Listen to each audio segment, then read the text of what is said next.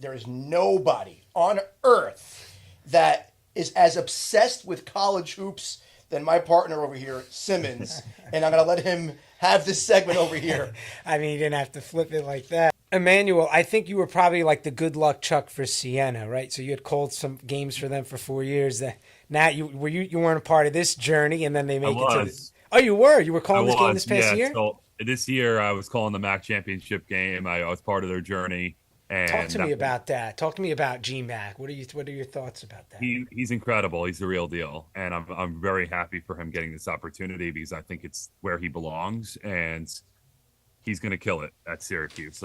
He's a full package of understanding relationships and understanding this modern athlete at the college level, building those relationships, keeping those relationships, but also X's and O's. I mean, hearing him break it down when he first broke down some stuff to me, the early days where I met him, I figured, how is he going to describe this to an 18-year-old or 19-year-old?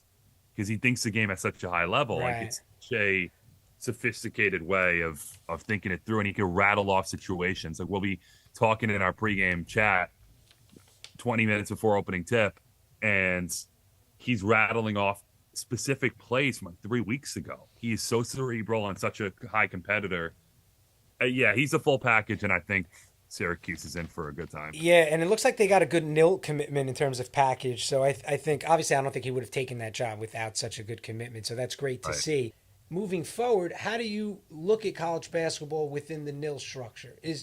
Can coaches really develop programs, or is it really, just a year by year free agency, which we all know and have seen that what it's becoming to be? But what's your thoughts with that? I think it depends on where you're coming at it from, because even at Siena, let's draw back to the run they just went on this year. It wouldn't have happened without retention. Mm-hmm. Like, they brought back, based on the NIL structure they had, they brought back Gavin Doty for a second year, Justice Schultz for another year, Brennan Coyle for another year. Those are just three examples, but they had returning starters, the most in the league. And I understand it's at a smaller level, but based on the structure you have and the relationships you build, if you have enough and you have a coach who can really cut through and say, here's the plan. All right. Like, you can leave after 2 years, and the player may not decide to leave after 2 years, but you can leave after 2 years, but here's our commitment. I think there's a way for it to work at times. Now, don't get me wrong. You mentioned Lewis with Villanova. You're going to lose players. Like, we are in that world where you cannot bank on the roster returning. And if you do, you're adapt or die in this world. But I think there are certain environments where you can retain.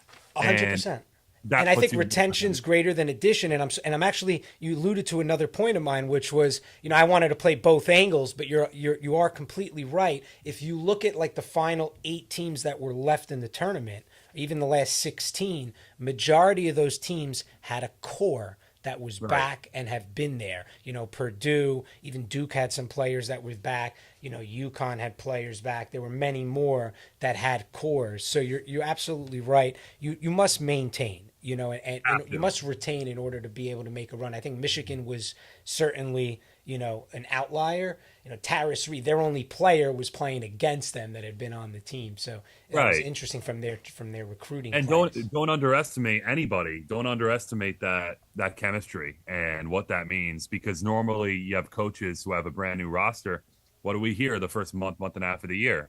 Everyone's figuring it out. They're figuring out. They're feeling out each other. When you have that built-in advantage from the get-go and you get more reps as a collective, cohesive unit, that's going to pay dividends on the back end.